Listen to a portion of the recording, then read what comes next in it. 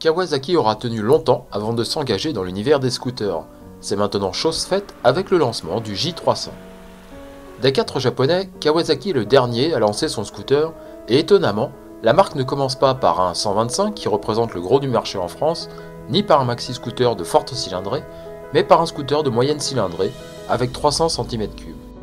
Pour affronter son principal concurrent, qu'est le X-Max 250, Kawasaki a conclu un partenariat avec le coréen Kymco pour sa production.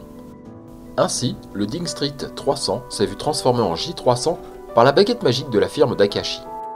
Quelques petites spécificités moteurs et dynamiques permettent de le distinguer à la conduite, alors qu'esthétiquement, les deux machines n'ont plus grand chose de commun. Kawasaki a puisé dans son catalogue moto pour son inspiration. Ainsi, l'avant du J300 avec ses angles marqués et sa grande optique rappelle sans aucun doute les sportifs de la marque, ZX10R en tête, surtout avec cette finition SE aux coloris vert et anthracite. On retrouve d'ailleurs quelques rappels à l'univers du sport moto avec les disques de frein pétales, les durites tressées, les poignées de type cross ou encore les leviers réglables en écartement. Pour favoriser le dynamisme du trait, le pare-brise est assez bas, en conséquence de quoi la protection n'est donc pas des meilleures. Dommage que le rafraîchissement esthétique ne concerne pas le tableau de bord qui manque cruellement de modernité. Seul un afficheur digital au centre sauve la mise en affichant l'heure et une jauge de carburant. Malheureusement, la manipulation des boutons est assez fastidieuse.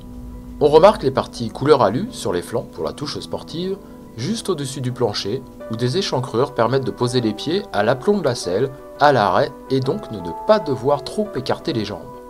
En revanche, le J300 n'autorise pas de rouler jambes dépliées, les pieds contre le tablier. À l'extrémité de la longue selle, le J300 dispose d'un grand porte-paquet et de 2 belles poignées pour le passager, et on relève à nouveau le rappel moto avec le feu à LED assez proche de celui de la Z.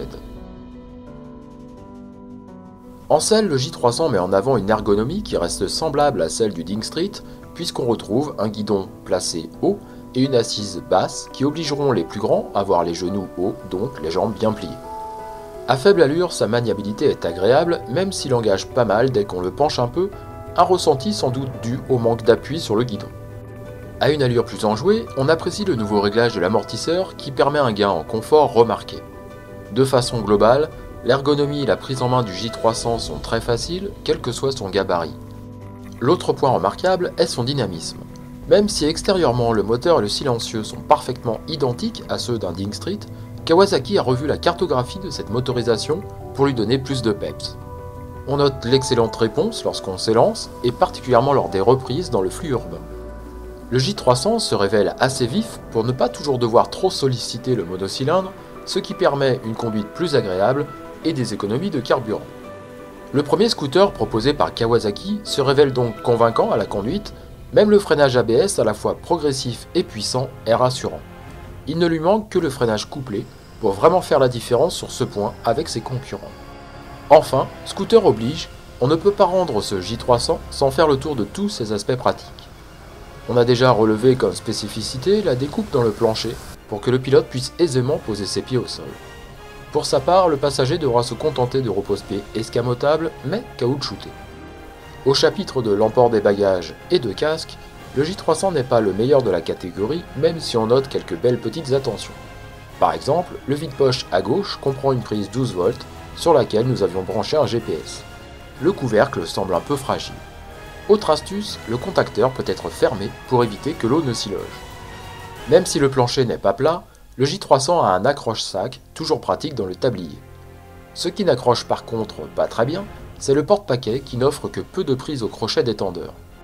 La selle se relève avec un vérin sur un coffre non moquetté mais éclairé.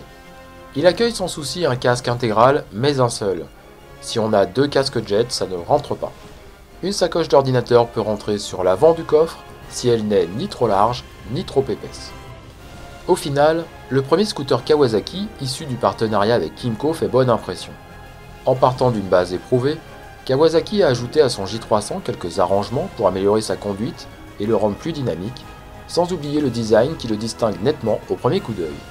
On regrette malgré tout qu'une seule position ne soit disponible pour les pieds, qu'un seul casque ne rentre sous la selle et que le tableau de bord ne soit pas plus moderne, d'autant plus que le X-Max 250, son principal concurrent, est maintenant entièrement digital. Kawasaki nous promet de compléter rapidement son offre scooter par le haut et par le bas. En attendant, le premier jet est dans une bonne moyenne. Dommage que cette cylindrée très appréciable en ville ne soit que peu représentée en France, car le J300 s'avère être un bon allié pour nos activités quotidiennes et pas mal placé en prix à 5099 € avec l'ABS. Notez que notre coloris vert et anthracite, propre à la finition SE, est facturé 150 €.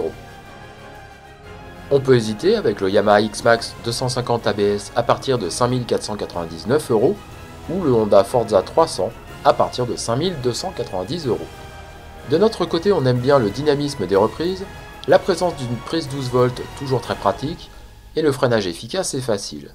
Et on aime un petit peu moins le fait de ne pouvoir mettre qu'un seul casque dans ce coffre, le tableau de bord qui est peu moderne et l'unique position pour les pieds. On termine avec la fiche technique du Kawasaki J300.